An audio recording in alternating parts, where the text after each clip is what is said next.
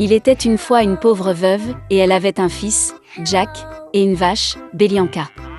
La vache donnait du lait tous les matins, et la mère et le fils le vendaient au bazar, et c'était ainsi qu'ils vivaient. Mais une fois, Belianka n'a pas donné de lait, et il n'avait pas de nourriture. Maman a décidé de vendre la vache et d'ouvrir un magasin avec les bénéfices. Jack prit la rêne entre ses mains et conduisit la vache au marché. À peine arrivé, il rencontra un vieil homme merveilleux. Il a dit qu'il aimerait échanger la vache de Jack contre des haricots. Et avec ces mots, il sortit une poignée de quelques haricots étranges de sa poche. Le vieil homme a dit que ces haricots étaient magiques. Ils doivent être plantés le soir et le matin, ils pousseront jusqu'au ciel même. Jack est devenu très intéressé et a accepté. Le garçon est rentré tôt. La mère était très en colère qu'il ait donné la vache laitière dans toute la région pour une poignée de haricots méchants. Mais Jack se souvint des paroles du vieil homme et décida qu'il n'y avait rien à faire, et planta les haricots dans la cour. Il monta dans son grenier, triste, et s'endormit. Le matin, Jack s'est réveillé et a vu quelque chose comme un grand arbre dans la cour. Et cela, il s'avère que ces haricots ont germé, et l'énorme tige a continué à pousser vers le haut jusqu'à ce qu'elle atteigne le ciel même. Jack a sauté sur la tige et a grimpé comme une échelle. Il a grimpé et est monté et grimpé, jusqu'à ce qu'il atteigne enfin le ciel. Là, il vit une route longue et large qui le conduisit à un immense château. Jack est allé à sa porte et a frappé. La porte s'ouvrit et une grande femme se tint sur le seuil. Bégayant de peur, le garçon a demandé quelque chose pour le petit déjeuner. La géante l'a laissé entrer, mais l'a averti de ne pas attirer l'attention de son mari, car c'est un cannibale. Elle a emmené Jack dans la cuisine. Mais avant qu'il n'ait eu le temps de manger la moitié de son petit déjeuner, soudain, toute la maison a tremblé des pas de quelqu'un. Le garçon ne fut pas surpris et sauta aussitôt dans le four. Et à ce moment précis, le cannibale est entré dans la pièce. Eh bien, il était aussi grand qu'une montagne. Le cannibale sortit 2 sacs d'or d'un énorme coffre et s'assit pour compter les pièces. Il compta et compta, finit par hocher la tête et se mit à ronfler. Puis Jack sortit lentement du four, se glissa devant le cannibale, attrapa un sac d'or et se précipita vers la tige de haricots. Il jeta le sac par terre, et il commença à descendre la tige de plus en plus bas, jusqu'à ce qu'il se retrouve enfin chez lui.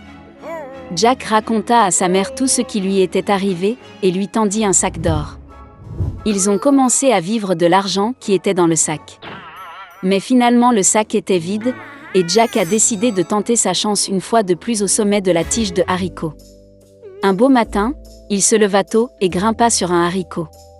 La femme du mangeur d'hommes se tenait au seuil de l'immense château. Elle a dit qu'elle ne le laisserait pas entrer, car la dernière fois, son mari avait perdu un sac d'or. Mais tout de même, elle eut pitié du pauvre garçon et le laissa entrer dans le château. Soudain, les pas d'un géant se font entendre, et Jack se cache à nouveau dans la fournaise. Le cannibale est entré et a dit à sa femme d'apporter la poule qui pond les œufs d'or. La géante l'a apporté, et l'ogre a ordonné au poulet de pondre, et elle a pondu l'œuf d'or.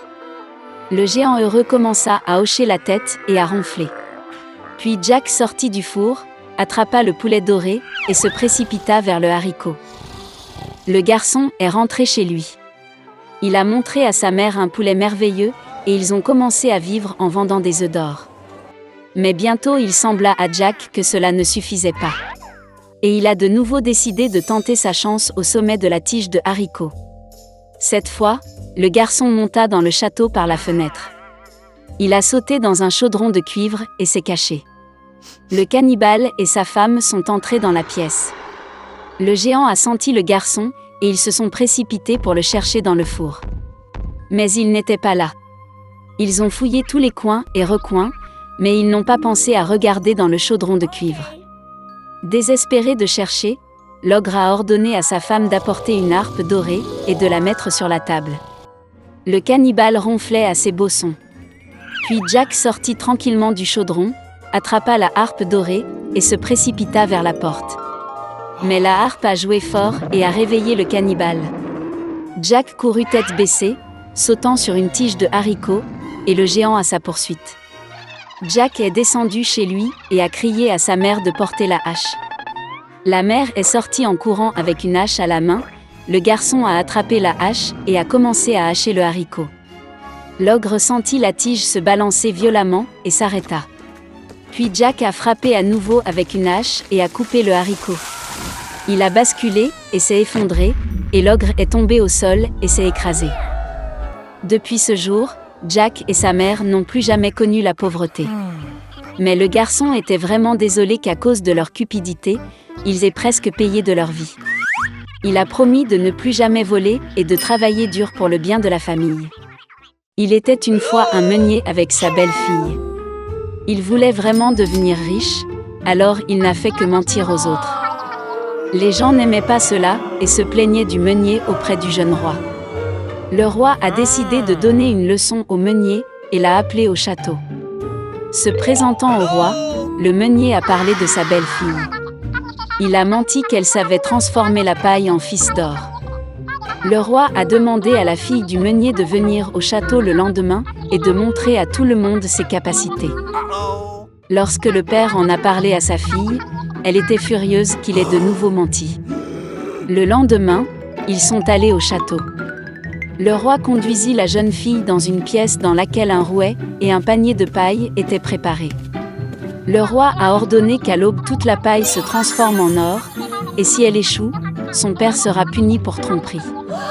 La fille regarda la paille et pleura amèrement. Soudain, la pièce s'illumina de lumière, et un petit homme apparut au milieu. Le nain a demandé pourquoi elle pleurait. La fille lui a tout dit. Le petit homme a offert son aide, mais en retour, il a demandé un collier qui pendait autour du cou de la fille.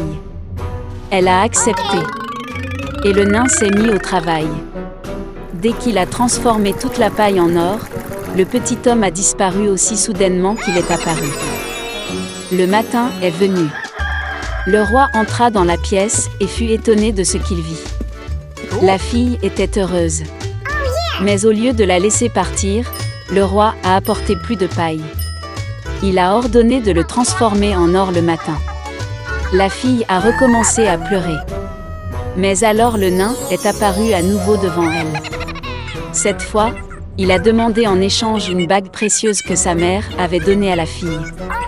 Le nain a pris la bague et a commencé à tourner de la paille. Au matin, les paniers étaient pleins d'or. Lorsque le roi entra dans la pièce, il fut très content. Mais au lieu de lâcher la fille, cette fois, il remplit toute la pièce de paille. Le roi a ordonné à toute la paille de se transformer en or à l'aube. En retour, il a promis de pardonner à son père et de la faire reine. Dès que le roi quitta la pièce, le nain réapparut. Mais cette fois, la fille ne pouvait rien lui donner. Et puis le petit homme a dit qu'il transformerait la paille en or, si en retour la future reine donnait son enfant, qui allait naître. La fille n'a vu aucune autre issue et a donc accepté son offre. Quand le matin est venu, le roi a vu de l'or et était très heureux. Cette fois, il a tenu sa promesse. Il a libéré le père de la fille et en a fait sa femme. Alors la fille du meunier est devenue reine. Après un certain temps, son enfant est né. Et un jour, alors que la fille le couchait, un petit homme est apparu. Il prévint qu'il emmènerait l'enfant dans 3 jours si la reine ne découvrait pas le nom du nain. Dès que le petit homme a disparu, la fille a demandé aux serviteurs de faire une liste de tous les noms du royaume. Le matin, les serviteurs ont apporté la liste. Quand le nain est apparu, il a demandé à la reine quel était son nom. Elle a commencé à lire tous les noms de la liste un par un. Quand la reine eut fini, le petit homme dit qu'aucun des noms ne convenait. Et il a disparu. La fille a demandé aux serviteurs de faire une liste de tous les noms dans les royaumes voisins. Au matin, les domestiques avaient écrit sur un morceau de papier tous les noms qu'il avait trouvés. Quand le nain est apparu, il a demandé à la reine quel était son nom. Elle a commencé à lire tous les noms de la liste un par un. Mais il n'y avait pas de bon parmi eux. Et le petit homme a disparu. La reine a demandé aux serviteurs de visiter tous les pays connus et de recueillir autant de noms que possible. À l'aube, un domestique a dit à la reine qu'il avait vu une situation inhabituelle la nuit précédente. En marchant dans les bois, il est tombé sur une petite maison. Dans la cour près du feu, un nain a chanté une chanson que demain l'enfant de la reine serait enfin à lui. Et en même temps, il criait joyeusement son nom. Son nom était Rumplestiltskin. Le matin venu, le nain réapparut. Il a demandé à la reine quel était son nom.